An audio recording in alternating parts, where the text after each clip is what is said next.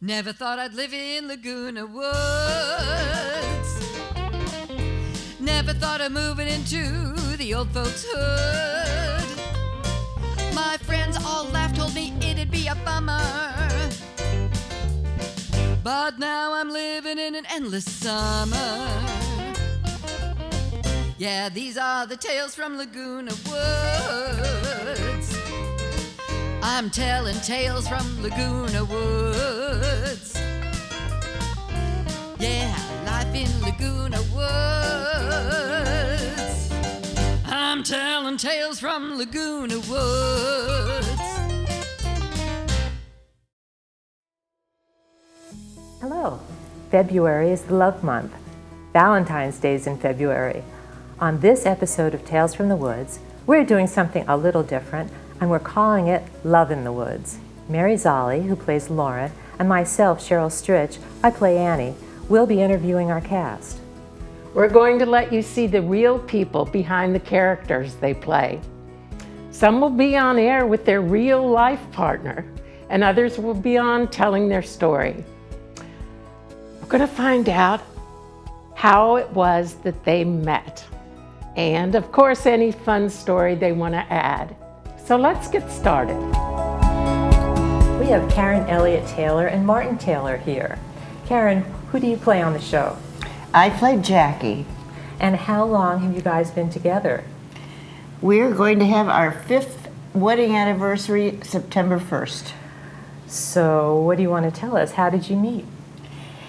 We met through a dating service, actually, and I had been through I tried different sites and looking at pictures of people which don't mean anything because the photographs are 20 and 30 years old. And when I went to this new service called Orange County Singles, right? Yes. They did an extreme lengthy written profile that you had to fill out this survey, and there was no photograph to go by. They just ran the numbers through their computers to make a match, and they had the person that they thought you were a good match with call you to set up some kind of a meeting. So it was a little different than the other dating services, but it So how worked many out. people called you before Martin did? Well, there were a few, but to no avail. A few duds here and there. But, I had decided I wanted to do this because I was alone and I didn't want to be alone anymore. I just decided I needed some company and someone to share my life with. So it made it a whole lot easier. And what about you, Martin? Well, I had been single for about 10 years, and I did a lot of different apps on internet, and then I got a call from this place and got talked into joining them. And well, I found out that women they don't like the internet. They want somebody they feel safe with. And so the people were very anxious to have men that they could send out to the women who had signed up because it was very heavily balanced. So I met a lot of people that they were trying to find matches for. Well, I'm really happy you found Karen. I'm very happy I found Karen, and she was a real cut above the others. Of course. Oh, yeah. Although he told me when we met that I had potential. So And you've lived up to it. So you guys have been married for 5 years? Yes. I was at your wedding. Boy, time goes by. Doesn't it? And it was a very nice wedding. Is there any special story that you want to share with us? Well, our wedding night. Ooh. Ooh. Yeah. After that wedding, we went back to our unit and had a gathering of family. And Karen's sister was sleeping at one of our neighbor's house. And there'd been a little libation. So I walked her home, and Karen's daughter and granddaughter were staying at our house. And I got back to the front door and realized it was locked and all the lights were out. Karen had gone to bed. without me. And I thought, gee, I'll get the key. And then I thought, no. I remember the Flintstones and Wilma. So I pounded on the door and yelled, Karen, open this door loudly. And it's amazing how fast 3 women got to a door. Oh boy, I can't believe it's been 5 years. Your wedding was great. Thank you so much for being here with us today, and see you next month. Okay. So now we're going to talk to Joe Meyer and Ed Foster. Hello. Hello. Welcome. Thank you. I'm Joe, and I play Henry on Tales of the Woods. Good. And I'm Ed, and I'm the audience. Yay, we need an audience. That's wonderful. So listen, why don't you tell us how you met? Well, it's an interesting story, actually. I was with a friend of mine, and I was going into Macy's 34th Street in New York City, right at Herald Square. And as I'm going in the big revolving door, I see out of the side of my eye this guy, and I thought it must have been a model or something. He was dressed to the hilt. He had on a beautiful cowl-neck sweater and a beautiful coat and boots with his, pants tucked in. And I thought, oh. And you forgot the long black. Oh, yes, you had long black hair then. Wow. And our friend, who I was with, all of a sudden I see his friend in the revolving door behind him. And so I went out to say hello to the friend I knew. And when I get there, he's standing there, and I'm thinking, what the hell is he standing there for? And it turned out that he was there on purpose with these friends because they wanted us to meet. Aha. And this was 47 years ago. So we've been together quite a while. And we know each other well. Sometimes here in the village, I feel like we'll probably have the longest relationship of either men or women or anyone that we know. Yeah, it's probably pretty close to that. Yeah, it's been good, and it's been a wonderful relationship. We hardly have spent any time apart in all those years. I was in the theater at the time, and I had an opportunity. I had just gotten told, I guess was a good way to say it, that I would be cast as a character in a show that was being done in Las Vegas for 1 year. So I had no intention of meeting anyone. Well, I had just come out of the hippie era, and he was this bon vivant, and I looked at him and I thought, oh, gutter trash. I thought, ooh, what's this? Which really kind of was the truth. And I then didn't think anything about, well, these 2 guys that we knew who were my friends and his friends, they had a party. And they wanted to invite me to go to the party, only they didn't tell me the party had a purpose for me again to meet him. So I got a better offer, and I went out of town for Christmas. Well, when I got back, I found that they were none too pleased with me since the party was for me and I didn't show up. And then about maybe 2 weeks later or so, he called and he said, I was working then in the theater at Town Hall, and he called my office and he said, weren't you ever going to call me? And I said, who is this? I was like, what in the world's going on? And then he said, oh, it's Ed. And I said, oh, yeah. And he said, well, why don't we get together? And I was like, oy. I was still not impressed. Let me interrupt you for a moment. My first reaction was, I was attracted to him right from the beginning, to be honest. But I thought, he's so aloof. And then I thought, well, I can handle that. So we got together for dinner one night, and he wasn't dressed. He was in blue jeans and a shirt, and I thought, well, maybe I had him pegged wrong. Maybe he was doing something that he was dressed that way. And instead, we sat and talked for probably 2 hours, and by the time I got up from that table, I was hooked. And I wasn't looking for anyone. And, we've pretty much been together ever since that night.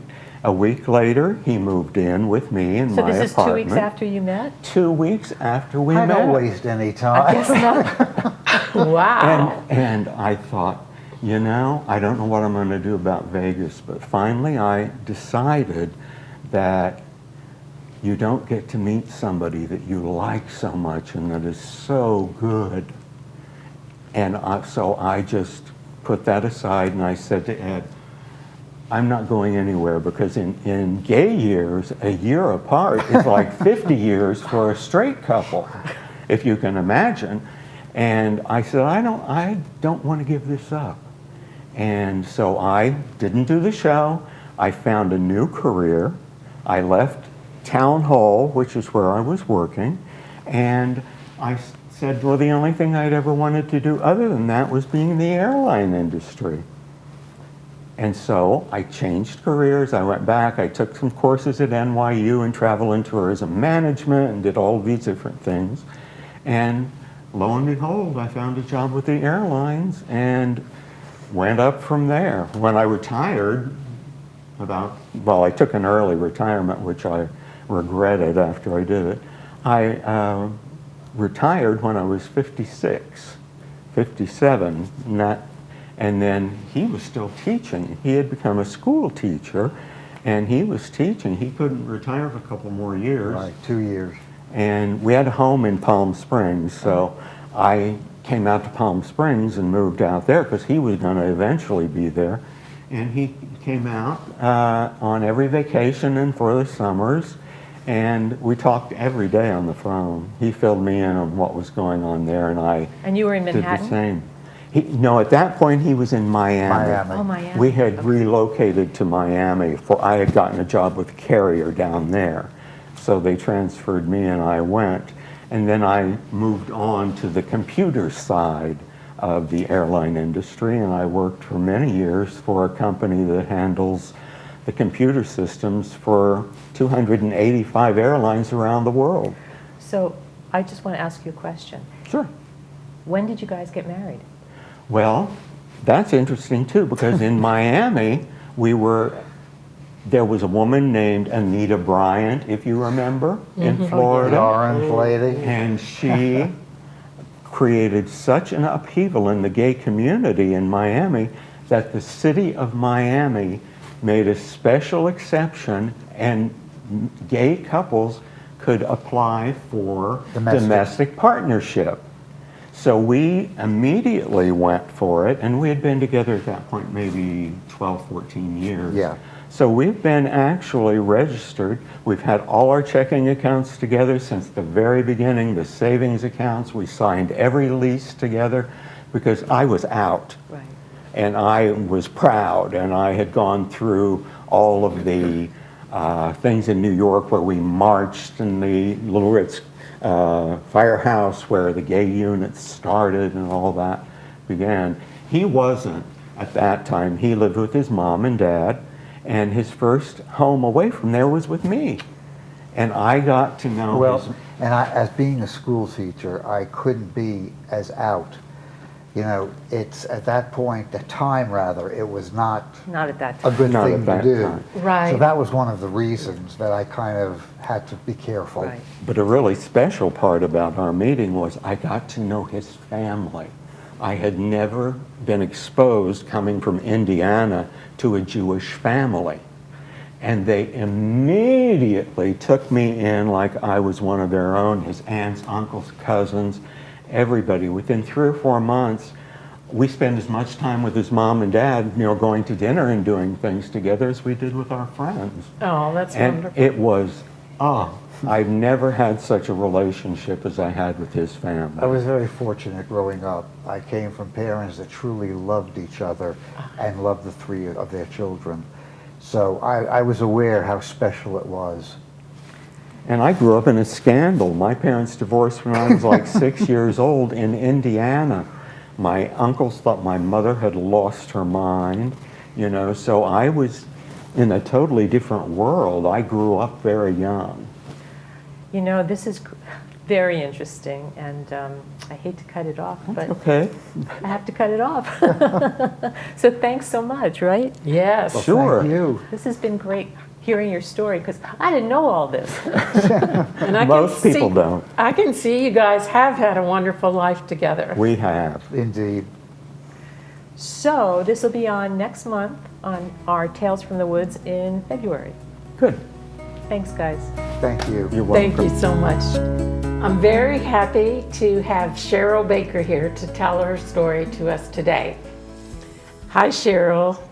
Hi. So good for to having have me. you. Yes, I really enjoy acting with you. It's been wonderful to have you play Susan on Tales from the Woods, and also recently our film Roman Fever.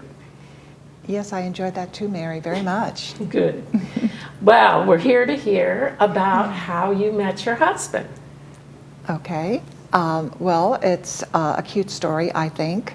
Going back to the summer of 1989, and I was out for an evening with my friend Cleo, and we were supposed to be going to a wine tasting party up by South Coast Plaza. And we were all dressed up because it was quite an event. And we got to the destination and we found out that the event was the night before. So we were all dressed up and we had nowhere to go, and Cleo happened to know about a singles event that met once a month, and she said, I think it's tonight, up at South Coast Plaza in one of the hotels, and would I like to go? And I thought, well, we have nothing to lose, right? If it's boring, we could leave. Right. So we drove and we got there and we paid the fee, which included wine and hors d'oeuvres. And some woman came up to us and she said, she was one of the organizers. She said, I have to give you a number, and what you need to do is find somebody in the room that has your number and dance with them and talk to them. And that was the icebreaker. So she gave me the number 1. Wow. I put it on my lapel. And I'm standing there feeling rather awkward. And this gentleman comes up to me who looks very much like Groucho Marx, a dead ringer actually. Same sense of humor, same voice, everything. Oh my. He goes, oh, he says, you're a number 1. I'm a number 1. And that means we have to dance together or talk. So I thought, well, okay, you know, he pretty much dragged me out to the dance floor and we're dancing. And after about a moment or two, he goes, you know, you're very attractive, but you're not my type. But I'm here with a friend tonight who really likes tall, slender brunettes. And you've just got to meet my friend. And with that, he just pulled my arm, dragged me across the room, took me to where his friend was sitting, and introduced us in the most awkward way and said, now sit. So I thought, well, all right, he's really embarrassing his friend, right? But I'll be nice and I'll be polite and I'll sit here for about 5 minutes. Well, I didn't get up for 5 hours. Wow. And we never stopped talking or we never stopped dancing. And that was Herb Shapiro. And we had a most wonderful, wonderful evening together. And at the end of the evening, he gave me this wonderful kiss. He gave me his card. And I had found out that he was living in New Jersey. And he was just out here for business. Oh, shucks. So I thought, well, that's the last of him, right? I'm never going to see him again, or he might call me 6 months from now for a dinner or something. So we said goodbye, and I went home. And the next morning, I got a telephone call from him.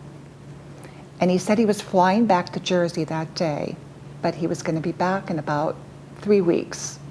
And could he see me? And I said yes. And then he called me every single day for the next 3 weeks. And we'd had these long, long conversations. And when he came out 3 weeks later, we knew we were a couple. Wow. And we had a bi-coastal relationship for 6 years, back and forth, one or the other. And 6 years later, we got married. And We were together, married or together for 33 years. Oh wow, that's a beautiful story, Cheryl. And I'm really proud that you came on the show today to Thank you. share that with Thank you, us, Mary. because I know it's been difficult to have lost him, but you guys must have so many wonderful memories together. Yes, we do, Mary. Thank you. Yes. Thank you, Cheryl. Thanks so much, Cheryl. Well, we have Mark Hochberg and my partner in crime, Sharon Rosen. And what is your character, Sharon? My character is Morgana, And Jackie's nemesis. Jackie's nemesis. Okay, I know that you guys are recently married. How long have you been together? About 2.5 years. No, we've been married for 2.5 years. See, it starts already. Oh, it's about 5 years altogether, About I think. 5 something years, like that. yeah. I moved here a little over 6 years ago, and we met very shortly thereafter. You want to tell us how you met? Well, she has a better story than I do. My story doesn't jive with hers. Tell but, us your story, Mark. Well, I thought He thought it was some enchanted evening. Go ahead. she had seen me perform at one of the theater guild things. For I the think. sake of the audience, you play the piano. I played the piano. I thought I saw her seeing me play the piano, and she thought that the show wasn't that great. No, he thought it was like some enchanted evening that I saw him across the crowded room. Except that wasn't what happened at all. He was sitting in the dark, and there was a piano and a drummer, and they were in the dark. I didn't see him at all. I played the piano with the Sunshine group that was the only thing when I first moved here. It's been 10 years already. It's hard to believe, but that was all I had at that time that I was playing. And then eventually, when Sharon moved here, she wanted to find out how she could perform, and she was told about that, and she started singing with at SCAD's, this daycare center right over here. And she said she was just interested. She followed me around. She Like smiled. a puppy. No. I always saw you smiling at me. Well, I did, because I smile at people who I appreciate. Okay, Sharon, it's your turn. What's your story? So the Sunshine Club performed for the South County Adult Center. And when I first moved here, I wanted to get involved in performing, and I didn't know what to do. And in the listing in the Globe, it said, come and rehearse. And so I came, and Mark was the accompanist. And he was very, very good. And maybe second or third time, I thought, everybody's just getting up and singing and walking out. So I stopped and I said, I really appreciate what you do. And I did. What did I because say? you didn't say anything. You probably said thank you. I don't remember, because I wasn't interested yet. I barely knew you. But after a while, I thought, so what's this guy's story? So I went and looked him up on Facebook. And his banner picture on Facebook is he's cheek to cheek with another guy. And I went, oh, so I guess he'll be my new gay best friend, because my gay best friend had moved away. And so we started hanging out. When you don't think that there's anything going on, you Mark, relax. what was that picture about? You relax and you're yourself. She was going to say. Oh, I went on a trip with my brother to Florida. who's his brother? And it was, I don't know what I was thinking, but we just took a lot of pictures, and we had pictures of us real close together. And I made that one of my profile pictures at the time. And so that's when Sharon happened to see the picture. And so I can see why she thought. Yeah, so it made me relax, because I wasn't trying to create something. We were just friends. And we were just friends, and we were just friends, and then we were rehearsing to do something together for the Theater Guild. And Mark said, I thought maybe we could go out for a bite. Okay. And the first thing he says when we sit down is, everybody thinks I'm gay, I don't know why. Oh. And I said, change that picture. And was that the start? That was the start. The first place we went to was the Sizzler, I think. It was Sizzler, yes. Yeah. Mark likes the salad bar. Okay, so you had a very unique wedding. Why don't you tell us about it? You were there, you saw the whole thing. Well, but those They people don't don't know. No, I know. No, Cheryl was our chauffeur, our flower girl, our witness, our videographer. We got married during the COVID lockdown. We had planned on having a real wedding here in Laguna Woods, and had hired the caterer and everything, and then everything got locked down. We planned to just get the license and do something in the backyard. And Nobody wanted to come. well, They were either afraid to come. yeah, people were afraid to come, or well, we thought, okay, we'll Zoom, and then too many people wanted to come. You were only allowed a certain amount of people in any gathering. So they called from the registrar's office and said, you have an appointment to get married in the office, but we're closing down all the satellite offices. So the office in Lake Forest is going to be closed. You're going to have to come to the Honda Center. That's the big sports arena in Anaheim. So Cheryl drove us over there, and we stood at the ticket window, and a deputy registrar for the county of Orange County. I was dressed down. The guys all had tuxedos Oh my God, yes, on there were and people everything. showing up in their wedding gowns, and their whole bridal parties were with them. It was kind of hilarious. And the Honda Center and the registrar's office had put up all these little photo op things to do, so of course we did them. And it was kind of hilarious and kind of fun, and we came back and had lunch at the 19, and that was our wedding. And Cheryl brought me something blue and something, so it made a blue and borrowed, and she brought me flowers for my bouquet. And we have loads of pictures. And we have loads of that. pictures, That I and that Cheryl took, and our video. That I took, right. And then you had a party later. We did have a party later for our first anniversary, which was nice. yeah. But the funny thing is how many times we almost met before we met here. Oh, tell us. Mark, out of nowhere one day, asked me, did you used to host a Jewish music program at the radio station at Cal State Northridge? Yeah, why? Did you used to listen? He said, no, but I answered a singles ad in the Jewish Journal, and she said she hosted that show and that she was a singer. Was that you? Well, there was nobody else it could have been. Well, that's why I said it, because I thought of and the that ad. would have been about 30 years earlier, 35 years earlier. 1982. He answered my singles ad. Wow. We're not sure who dropped the ball, because But I didn't send her a picture he didn't of send a myself. picture, and the singles thing, if they don't post a picture or send a picture, you figure they're a troll, Yeah. and you don't pay attention to it. It was a lot different back then. It was a lot as far as different. It was all in singles mail, ads. yeah. And then it turns out a few years later, maybe about 10 years later, he was looking at a condo in the San Fernando Valley. He lived in the San Gabriel Valley, and he almost moved into the condo building where I was living, but then he didn't. But the funnier thing is that he is related to people who were my mother's and then our lifetime friends. He was on the phone with his cousin who lives in Las Vegas, and I thought, gee, whatever happened to those family friends of ours who live in Vegas? So I look up their son, and the first person under his friends is the cousin Mark is talking to on the phone. And so it turns out Mark is related to these lifetime friends. And cousins are delighted. They're so happy to. So there are all these ways that our paths almost crossed. It's like the universe went, here, get together.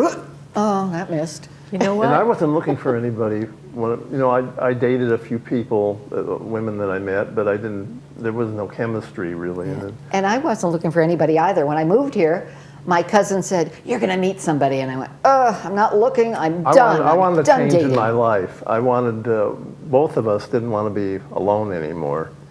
And I felt, that wasn't I'm not my going to find motivation, anybody better. All the coincidences in the past that we could have met.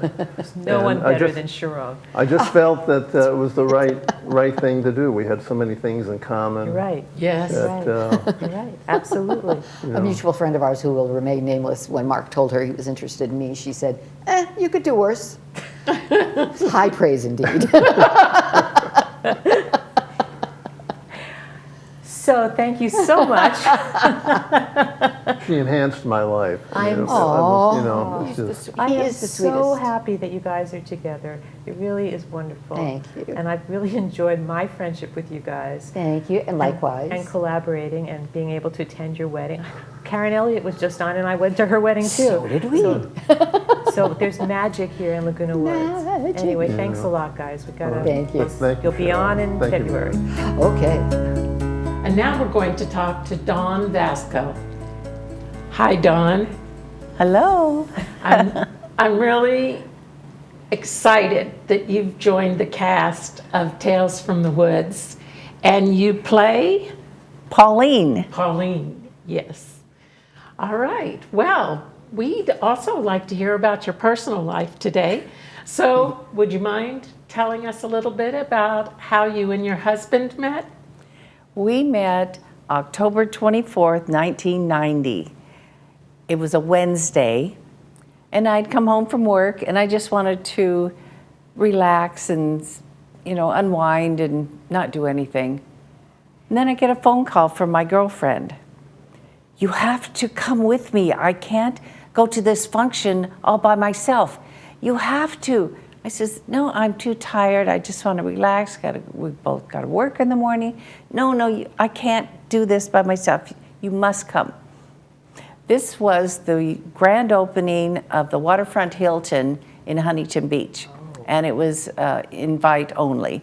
So she had done all the artwork in the hotel, so she needed to come. But she was between boyfriends, and so she's begging me to go. So I say, okay, because she's my best friend. I got to do this. Yeah. So I get dressed again, and we go. And we lived up in Yorba Linda, so it was a little drive, and it was very foggy that night. But we got there, and we walk in, and she says hello to people, and she says, well, just go sit in the corner, and I'll go make the rounds and talk to people that I know here. So I did, because I wasn't in the mood to be there in the first place. So it was a beautiful event, and then they started playing trivia, and I got in the mood of the party. So I was answering a question, and I got it right, and I won a bottle of champagne. So I go up to the DJ and get my bottle, and I go back.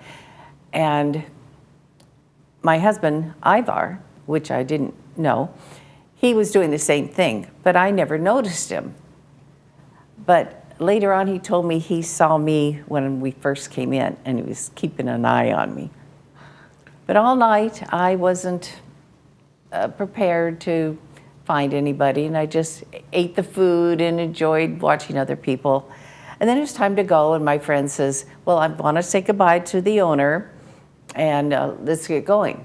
I said, fine. So I had the coat over my arm and my champagne, saying goodbye, and all of a sudden, this tall, handsome man comes over and says hello to me. He says, you're not leaving, are you? The band's just starting. We got to go out and dance. Well, that intrigued me because I was a dancer and he wanted to be the first on the floor. So that was really fun. And we went out. So I told my friend, well, I have to do this. So I went and danced with him. And then we danced the second one. And then we danced the third one. And finally, my friend comes over and says, we are leaving.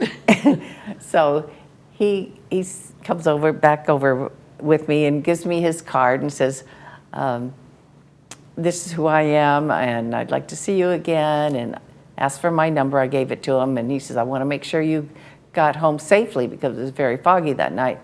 And sure enough, he called me an hour later when I got home, and he's called me ever since. And he was the proper age, the proper type of man. And I saw a picture of him, and he is very handsome. Yes, he is. And we started seeing each other, but in the meantime, he already had a girlfriend. Oh. Yeah, so it was a little complicated the first 3 months, and then he decided, well, I was going to be his new girlfriend and get rid of her. But I kind of knew that, it just felt like there was someone else. But then once he said, I love you, 3 months later, I was his and he was mine. Ooh. And it was at a wedding that he said that to me. So that was kind of extra special. Yeah, perfect. And How soon after that did you get married? 3.5 years later, because he had been married before and didn't want to get married again. It was a bad marriage. And, well, it wasn't the right time for them, let's say. And so he had bought this condo that had an ocean view, and he was going to be the bachelor. Mm-hmm. But that changed. And so we were together 32 years and married 28. And he was such a wonderful man. He could walk in a room and make friends with everybody. Mm. In fact, he crashed a wedding one time. He heard music, And this is when we were dating. And he says, let's go find out what that is, because he loves music. And we find out it's a wedding. I says, we can't go in there. Sure we can. And so he pulls me in there, and pretty soon the groom is buying him drinks, and he just makes friends. He was that wonderful person that is so friendly and participates in life and wants to do everything and see everything. And even over all that time, he never once raised his voice to me. He never once cursed at me. He was just that wonderful person that would handle any type of situation. And that's so rare. Yes, I can see why you guys were a good couple, because you're very bright and shining and social too. Oh, and he did, I was in doing community theater and a few equity theaters, and after we got married, he actually did 30 shows that I was in with me. Wow. And so that's how outgoing he was. Wow. And even the last couple of years, that's why we moved here. We've been here almost 2 years. He had developed Parkinson's, and yet he never once said, why me? He never once complained. He still participated in as much as he could. He went to physical therapy. He never missed. He was that type of person, just always being out there and doing the best he could. And I was just fortunate to be with him all those years. Yes, you really were. And now you have wonderful memories of him. And I've made such wonderful friends since moving here. We first came here because of his illness, but now that also gave me the opportunity to make wonderful new friends here that Yes. I'm so happy about. And I'm so happy that we're friends. So It's wonderful that you joined our group, and Yeah. we just feel like a family and welcome you. Thank you. And I know that you're going to be off the show for a couple months, Yeah. but we can't wait till you come back on. So thanks, Dawn. Oh, yes, it's been wonderful being here, actually. Thanks so much. And thank you for coming to share your story today. We really appreciate it. Thank you. Happy Valentine's Day to everyone. Say I love you to that special person. Well, I have Mark Rubinowicz and Carol Glenn here today. Mark, you've taken my picture a zillion times. And Carol, I've been in shows with you and for you. Yes. And I'm so happy that you guys are together. I think I was there in the beginning. We were in a show together. We were driving back and forth when you and Mark became serious. Yeah, it's interesting. I know that it's been asked, how did you meet? Was it love at first sight? And I think it's between the two of us, it's yes and no. Tell them, darling. We were going to, I had moved here in the village from where I was living to where I am now, which is right across the street, literally, from Carol. And we were going to the same rehearsals all the time. I said, why don't we go in one car? So we started to go in one car, and that led to, why don't we go take a walk? And that led to a lot of walks. And then it led to other things, and that was what, almost 6 years ago? That was 6 years ago? Yeah. Wow. We've been together that long now. Okay, now what you left out was the first time you saw me. The first time I saw Carol was over at the Camera Club. David Deering I was one of The head honcho. the head honcho of the Camera Club. And I was sitting in for David because he was one of my supervisors. And she came in, said, I'm here to meet David. And I said, oh, okay, fine. She sat down, zip lip, didn't say a word. And after she left, I said to David, who was that? And that was the first time that I had seen her. Ah, Yeah, at that time, Howard was still alive. Howard, Oh. my third husband. right, right. And, well, I think we were in a show at the Jewish Community Center together. Oh. And that was when you and Mark started taking walks together. That could have been. I don't, it's like, that was the show Don't Kiss Me. That's right. Yes. That's right. Okay. Don't Kiss Me. So Interesting. 6 years plus Yeah. when the shows that you came and took Oh my pictures. gosh, yeah. Yeah. All right. So tell us one of your stories that you can share with the group, with our audience. I'm Go for it. bashful me. I'm going to tell the story of where we both were on the day I was born. We got into a discussion a while back and discovered that both being San Franciscans, I was born at Children's Hospital in San Francisco in 1947, and the day I popped into the world, she was kind of like upstairs having her appendix out. Oh my goodness. I found myself a younger man. At the same hospital. In the same hospital, yeah, which kind of blew us both away. Wow. Yeah. I say that we were Siamese twins separated at birth. Yeah, we kind of both went in a big circle and came back right across the street from each other. Very interesting It is. how that all worked out. And I can only speak for myself, but I couldn't be any happier. Me too. I know. We can tell. It's so much fun to see the two of you together. It's really a delight. Well, it's true. I found the love of my life Oh, Here in Laguna Woods. in Laguna Who knew? Woods. She makes me blush. But we've had a wonderful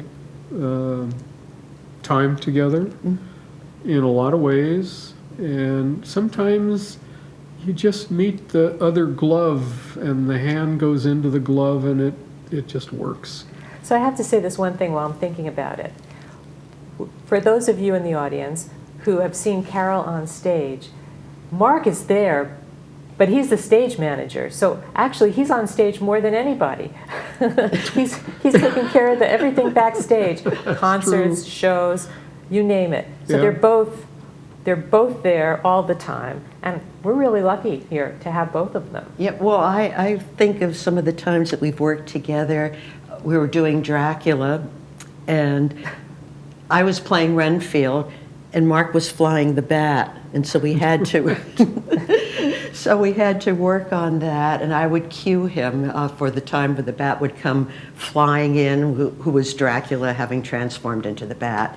And then the really fun one was when we were doing Who's in Bed with the Butler, in which you were the wonderful, lovely ingenue. Yes. And I got the idea because Evie had this pet rat in the play. And I said, let's start off the show with the rats, because everybody's looking for this character. And let's have him just this little extra bit running across the stage. So Mark rigged up the bat, and he The was... rat. The rat. Okay, well, okay, yes, the bat, the rat, okay.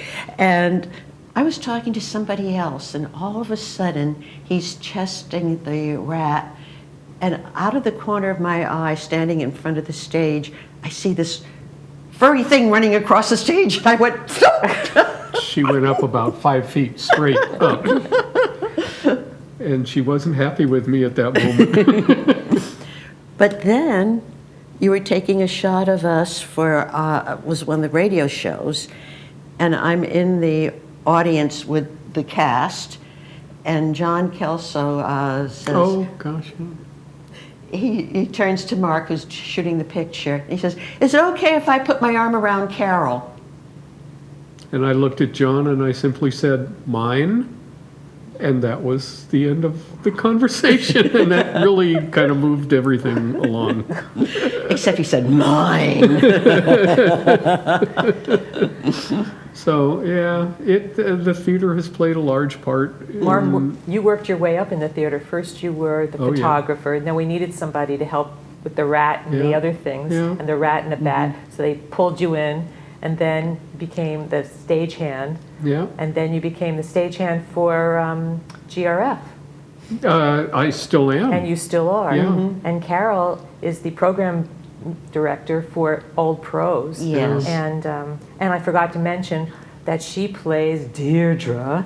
Right. The Woods. Yes, we do have Deirdre, Right. who is a dance instructor Right. and a yoga instructor, and Right. has different hair, of Right, course. right. I love playing different characters. That's the fun of it, is the diversity, Yeah. except for you. So anyway, guys, I want Hang to on, folks. so thank you for being here. I know Oh. it was a quick trip from Trading Post, but thanks for being here. We walked it's so always a far to get delight. here. Thank you for having us. Happy Valentine's Day! We invite you to the second annual Moonshiners All-Star Band concert on Wednesday, March 29th, over at Clubhouse 5. This is a country western concert put on by the Saddle Club to help our little friend Sebastian, the miniature horse, and all his friends over at the stables. Doors open at 6, line dancing lessons start at 6:30, and the concert starts at 7. Everyone, including all of the band members, are donating their time. So all proceeds go directly to the special needs of our horses. The Equestrian Center is what makes Laguna Woods special. So put on your dancing boots and come on down on March 29th. Listen to great music, dance your tail off, and help Sebastian and his friends. Tickets go on sale at the Equestrian Center on February 13th, and they'll also be available at the door.